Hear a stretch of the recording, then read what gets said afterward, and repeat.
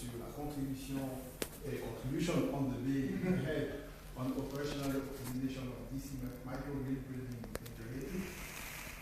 Il y aura donc comme rapporteur, vous avez eu M. Louis François, professeur à l'école centrale de Lille, de Dasque, M. Jean-Paul Gobert, professeur de l'université Poitiers, et donc ce sont les rapporteurs. Vous avez comme membre du jury M.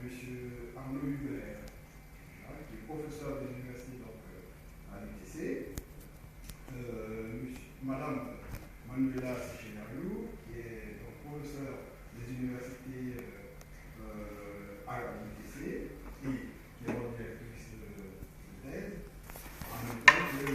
Fabrice Lotman, qui est maître de conférence et donc directeur de thèse également. Et donc, pour finir, moi-même, Baïma Takio, je suis professeur à l'Université de l'Art. Donc, si vous êtes d'accord, nous allons pouvoir vous écouter. Et puis, combien de temps vous avez préparé? 45 minutes, qui est réglementaire et en fait, on va dire traditionnel. Traditionnel.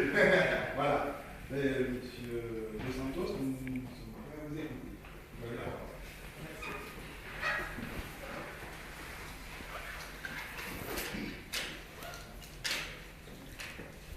Good morning, Chairman, members of the jury, ladies and gentlemen. I'm here today to talk my thesis entitled The Contribution of Day Ahead and Operational Optimization for DC Microgrid Building Integrated. The presentation will follow this plan, starting with some context and contribution, then we pass to the core of this case, the supervisory framework. We start with the framework itself. We talk about PV and load power prediction, the Tarify system, and the optimization algorithm, followed by energy management, operational algorithm, and then site management. Some experimental results are presented, followed by conclusions and perspectives. To start with some context and contribution, I would like to use a phrase that is the title of the first chapter of my thesis. It's microgrid, a bridge towards the smart grid. I really like this phrase because first indicates that our main objective, what we want to reach, is the full implementation of the smart grid. But it also indicates that we need this bridge to reach that point. So the first question is, why do we need this bridge? The second question is, how the microgrid can be this bridge. So with this in mind, let's start to introduce some definitions and limitations about the smart grid. In our classical power grid, we have these huge power plants that generates energy and send towards the main grid, as we have here in the top of this figure. This energy is then spread to the consumers. But with increasing demand for renewable energy and the paradigm of distributed generation, this consumer becomes also a producer, what we call prosumer. And this prosumer exchanges power with the main grid in a bidirectional way, as we can see in the bottom of this figure. This bidirectional power flow increases a lot the complexity of managing this power grid system.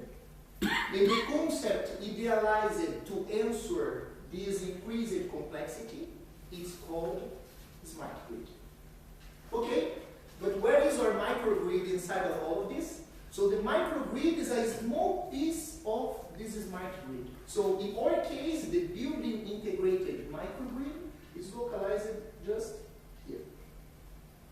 So in a more practical way, the smart grid is a power grid that uses information technology to increase reliability and sustainability. What raises the question, why can we not do that straight away? The point is, it's too much things to change at once. It's difficult to believe that an enterprise like Métro France would arrive here and say, in a very short period of time, we are going to change the whole power network of France. So we need a bridge technology that allows us to go step by step, little by little, till the full implementation of this smart grid concept. The technology that we propose here to do this bridge, to act as a bridge, is the microgrid. So the microgrid starts to apply this information technology in a small piece, as the building we are proposing here. Maybe in some time we have more buildings that are also influenced by this information technology. Soon we have a city, a state, and then we can make this smooth transition to the full implementation of the smart grid in the whole country. That being said, let's understand what is actually this concept of the microgrid in details. I would like to start mentioning that most of the research about microgrid can be divided in three main branches: protection, energy management, and control. Here in our lab, we proposed that we should see together the energy management and control. And in this thesis, more specifically, we aim to get as close as possible from the real-time operation of this optimized microgrid.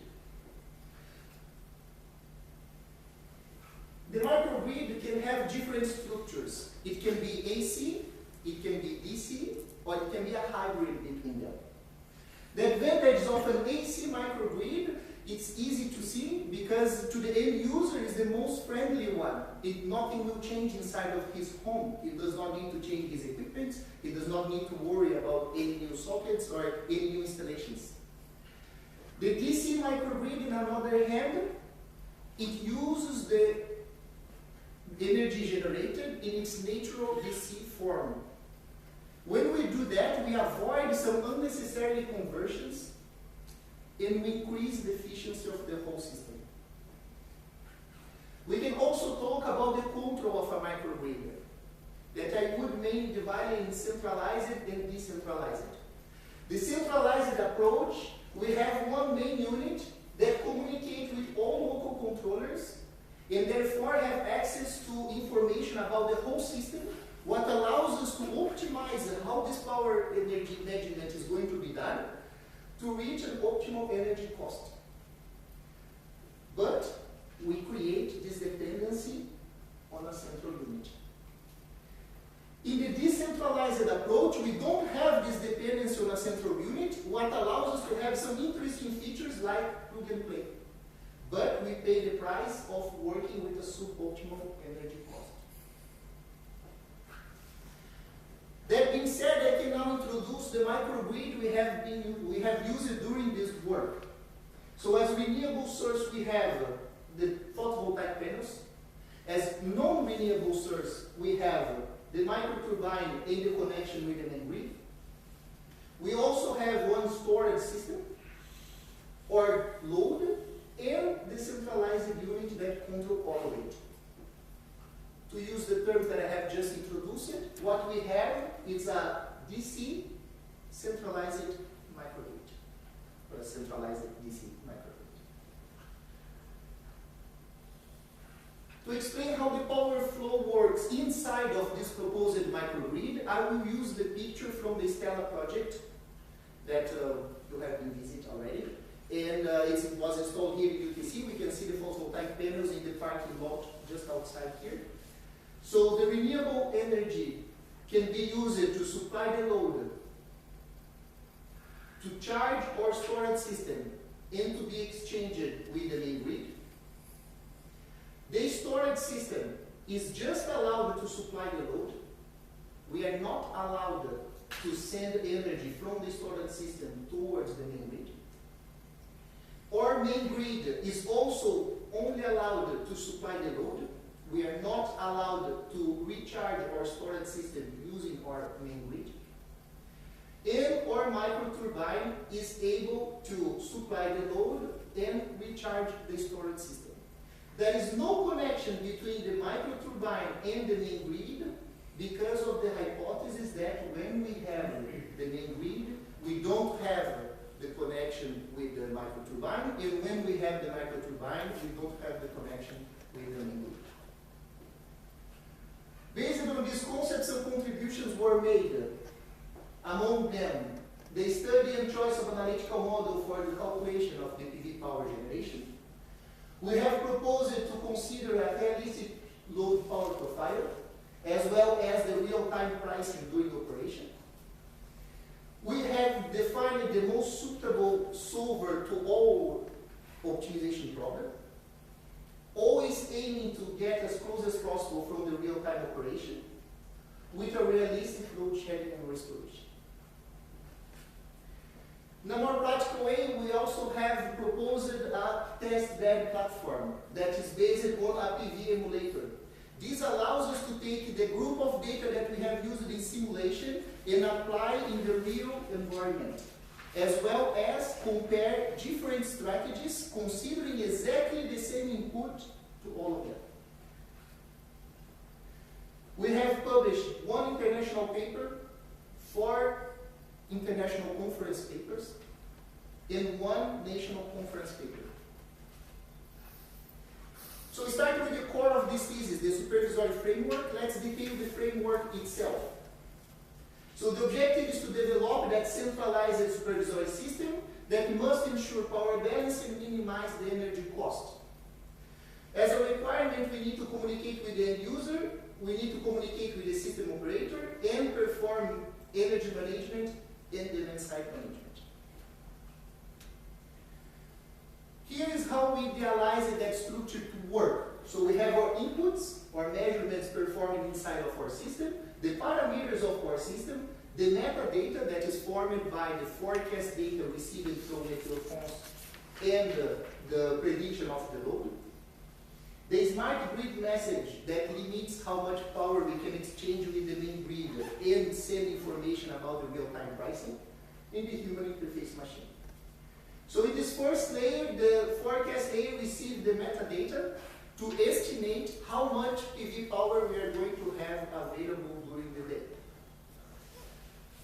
The economic dispatch layer receives the input information to do 2 key points of this proposed framework. The first one is to define the strategy under which we are going to work. The second one is to perform the optimization. The result of this optimization is a control variable called KD, that we are going to detail further in this presentation, that is sent towards this operational layer.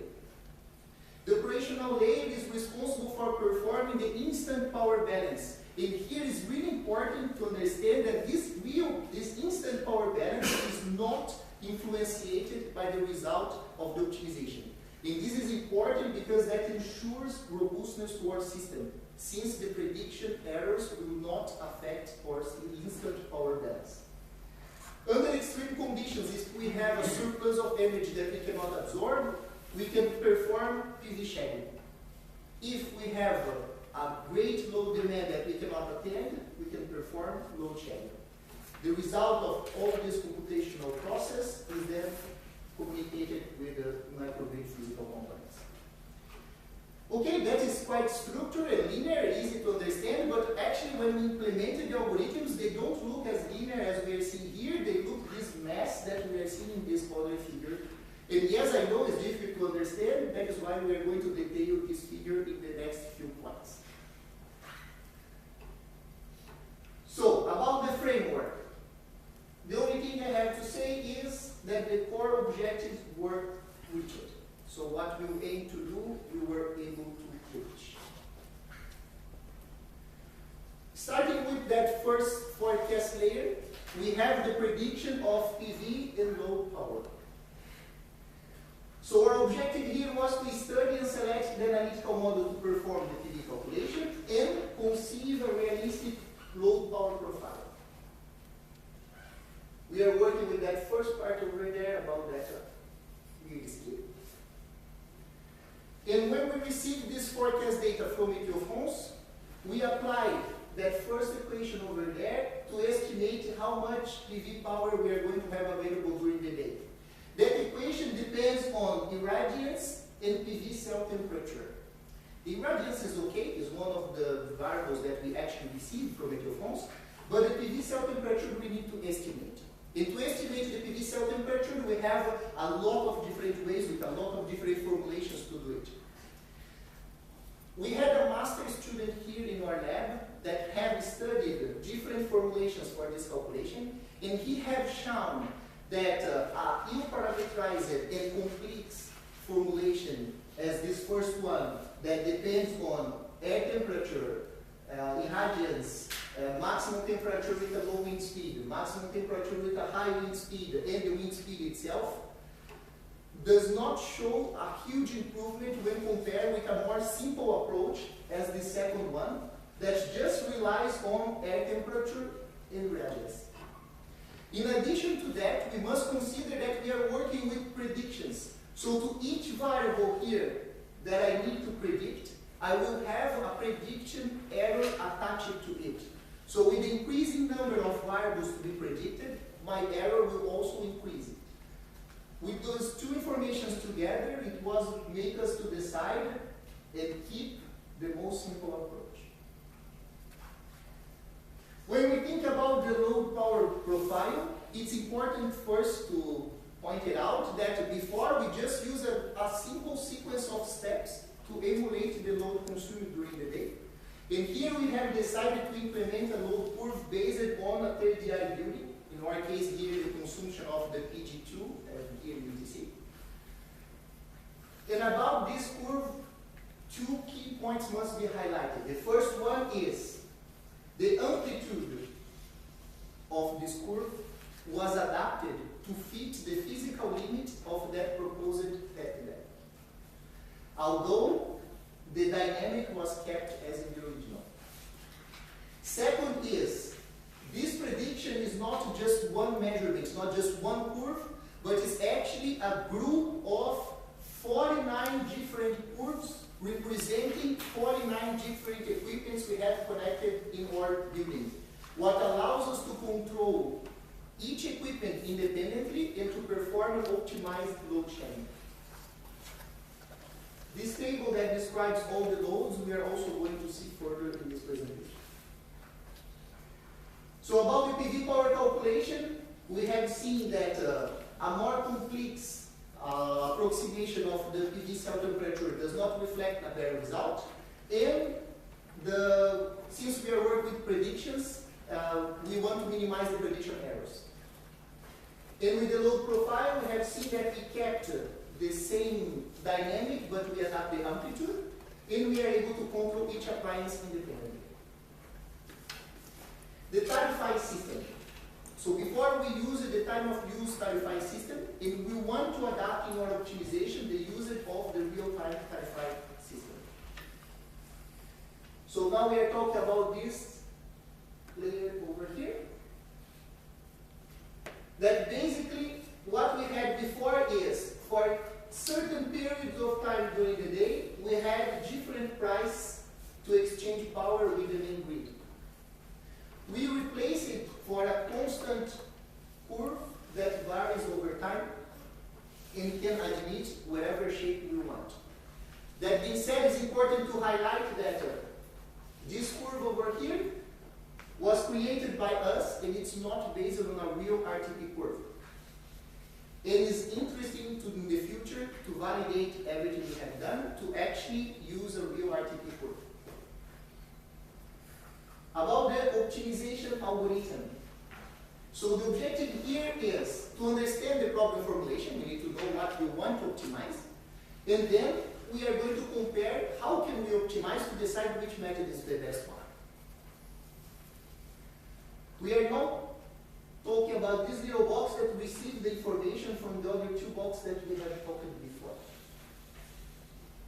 So starting with the problem formulation. So here what we have is just that power flow that I have presented before, depicted with variables. Remembering that when we have the connection with the main grid, we don't have the microturbine, and when we have the microturbine, we don't have the connection with the main grid. To exemplify how this problem is formulated, I will present the case that we have the connection with the main grid and we don't have the microturbine. So our main goal is to minimize the total cost that is formed by the cost of using the storage system, the cost of exchanging power with the main grid, the cost of performing PV shedding, and the cost of performing load shedding. Let's understand those costs in details. So the cost of exchanging power with the main grid, this cost is positive when we buy energy, it will increase, and it's negative when we sell energy, and then it will decrease. The cost of performing PV shedding. This cost is actually a penalization, and it will ensure that we are going to use as much renewable energy as possible. The cost of performing load shedding is also penalization, and it will ensure that we are going to attend as much load as possible. And finally, we have the cost of using our storage system. Since here we described 4 different objectives, we need to give some importance to them. What is more important, what is less important. So to us, the most important goal is to attain as much load as possible. The second more important goal, that is not conflicted with the first one, is use as much renewable energy as possible. Then we want to minimize the power exchange with the main grid, because it's the most expensive source when compared with the storage system. Returning to our function, let's see the constraints. So the first constraint is about power balance. So we need to ensure power balance to have voltage stability in our system. We have a constraint that says when my PV power generation is greater than my load demand, I cannot perform load shedding because I already have all the energy to supply, so it makes no sense. And I cannot buy energy also because I already have the energy I need, I should not buy. In the opposite, when my load demand is greater than my PV power generation, I cannot sell energy because I don't have a surplus. And I cannot perform PV shedding because I should use all the PV I have.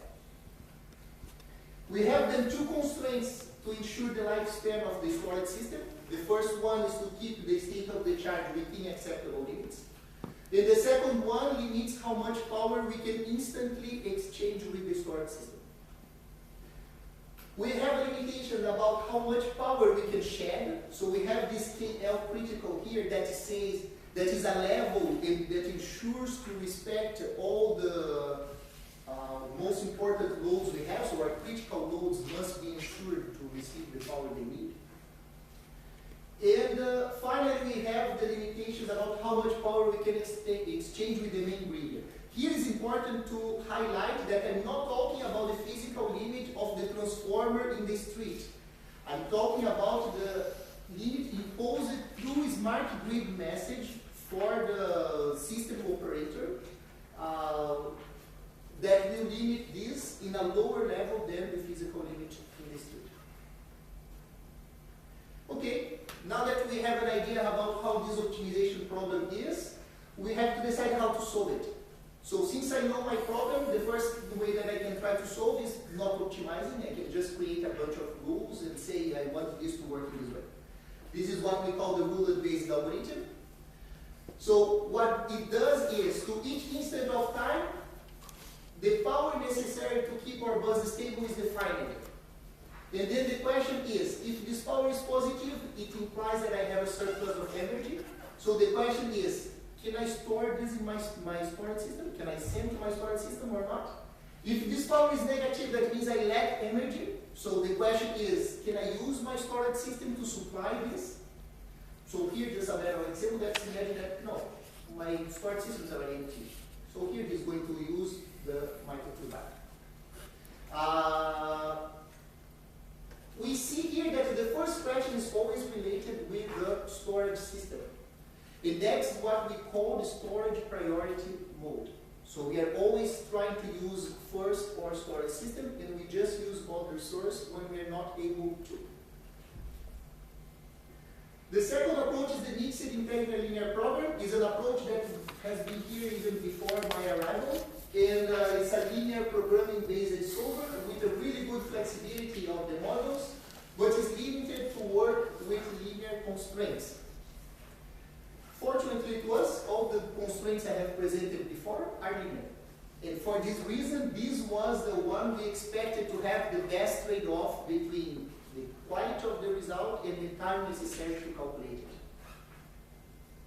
it. And finally, we have proposed to use the differential evolution. That is an evolutionary method that takes 2 possible solutions and calculates the difference between them. This difference is an approximation of the gradient of the function. The gradient of a function is a vector that points towards the minimum of this function. So the idea is, if I take this difference, that is the approximation of my gradient, and I add it to another possible solution, my new solution that I will generate will be closer to the minimum than my previous one. If I keep doing this over and over and over again, I will get as close as possible from the minimum. But then we need to avoid that all possible solutions converge to just one minimum. To avoid that, we have the crossover operator. So we take one valid and possible solution and we mix it with a randomly generated mutant vector, increasing diversity in our population, in searching for new minimums that we may have. When we look at the results, we can see that, as we expected, the mixed linear program actually have the best energy cost. But when we look at the computational time, or the computational cost, the rule-based algorithm is arguably the fastest one. So it's necessary to make the trade-off. So when we compare here, in a very clean day, the result of the rule-based algorithm and the mixed linear program, they are not so different. But when we started to increase the dynamic that we see in this PV, or this PV profile, we can also see that the difference between the result of the rule-based algorithm and the MLP increases. Given this decrease in quality, we can say that the best trade-off between energy cost and computational cost is the mixed linear program. So, as we have said, the rule-based algorithm is the fastest, but this increased complexity drops the quality of the results considerably. The mixed linear program has the best trade-off, and the differential evolution is the slowest one, but is able to work with non-linear constraints. Here, that is not a game-changing, it does not matter, I have said that all the constraints are linear, but if in the future we decided to move to a non-linear constraint, we have proven that this is a viable solution. Once we know our optimization, we know how to optimize it, we need to decide the strategy that we are working with. So we take the idea here of energy management is taking about all the information we have with the goal of keeping the common bus stable and to reduce the energy cost for the end user. We are still talking about what happens inside of this box, so it's a little box but with a huge importance. And when we talk about energy management, we need to make some decisions. So the question is, you don't want to optimize or you want to optimize? If you want to optimize, because in the non-optimized approach, we can work with the rule-based algorithm, and in the optimized approach, we have, in example, the mixed linear program. If we decided to optimize, we can optimize before operation or during operation. If we decided to optimize during operation, we can do this every time we receive a new data from Météo-France, or we can do this periodically, in our case here every 5 minutes. If we do this periodically, we can do just actualize the state of our system, or we can also consider the short-term predictor. Okay, but what is this short-term predictor? This is to overcome some limitations of this forecasting data. The data we receive from Météo-France is overly sampled. Therefore, it does not reflect the instant variation of the PV power. To try to overcome this problem, we propose the usage of a short-term prediction. It's also important to highlight that when we have the isolated mode working with the microturbine, only these two first strategies are available right now. But when we work with the connection with the grid, all of them are available. About the short-term prediction, we have proposed 3 different ones. The first one is based on the moving average, so we make the assumption that the near future is strongly related with the near past. So we use the past 5 minutes of data acquired on site to predict the future 5 minutes of data. In the exponential smoothing, we still use the base defined in the moving average, but we give more importance to the newest data than to the oldest data. The idea is the newest data is a better index of what is going to happen in the future rather than the oldest data. And finally, we have the double exponential smoothing. That is the exponential smoothing I have presented, and we add a trending factor. Here it's important to highlight that we see the necessity of overcoming the limitation of that hourly sample data. That is why we have proposed the short-term prediction. But those approaches I have just told you now, it's quite simple. Therefore, they are not able to always ensure an improvement. They are not able to always ensure an improvement. Okay? Now we talk about the optimization. The result of the optimization enters in the operational algorithm. So let's detail the operational algorithm.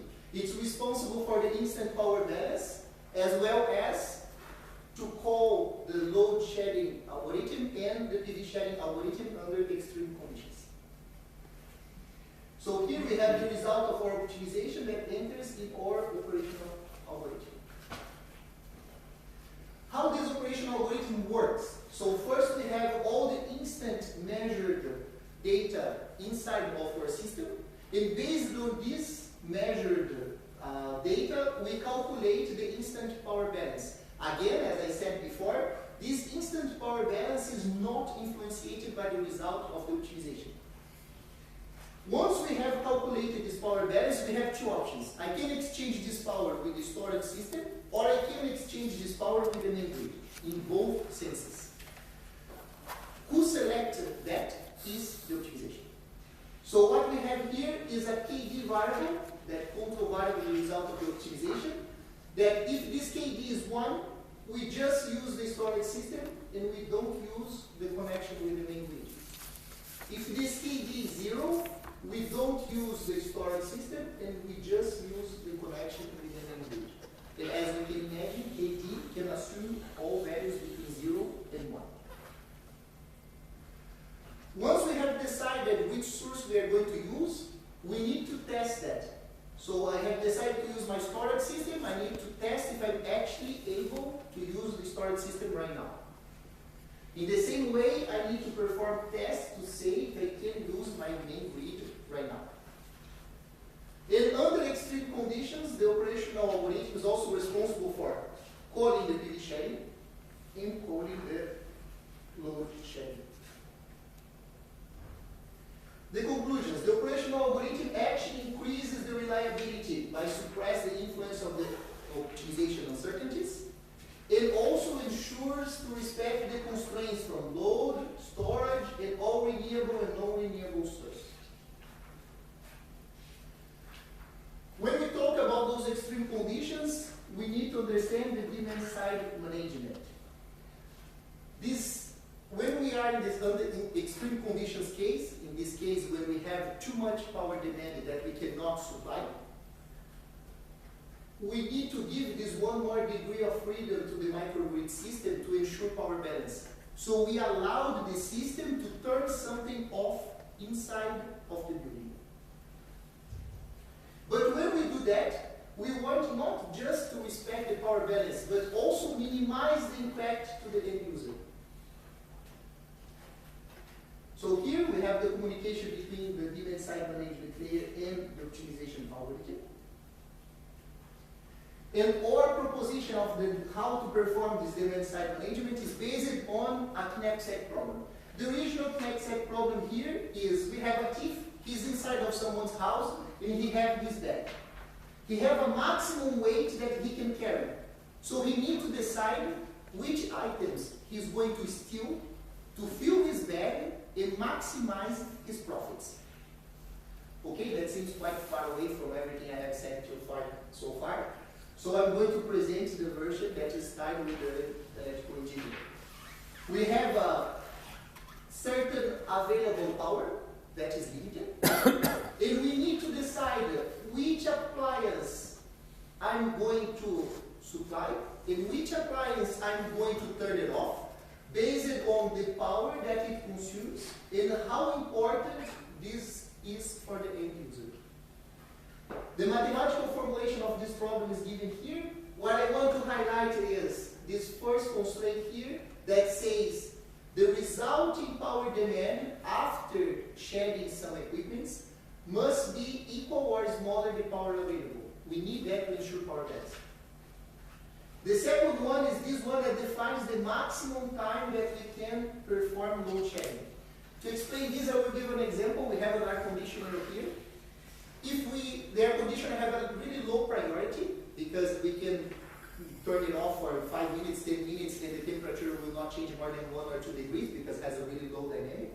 So the priority is not so high and it consumes a lot. So it's very likely that we are going to turn this off in the beginning. If we do this for 5 minutes, 10 minutes, 15 minutes, we're okay. But if we keep shedding it for half an hour, 1 hour, 2 hours, the temperature here will increase and it will be uncomfortable. So that means we have a maximum time that we can shed before this becomes uncomfortable. Based on that, what we do is that we shed, if it's necessary to shed during this time. After reaching this point, we increase the priority. We say this is not a low priority anymore. We increase this priority 50 times to say I don't want to shed that anymore. Shed other things, not this. We keep this high priority for a certain time, and after some time, we return to the original one, and it can be shedded again. In the same way that we have limited the maximum time that we can shed, it's necessary to limit a minimum one.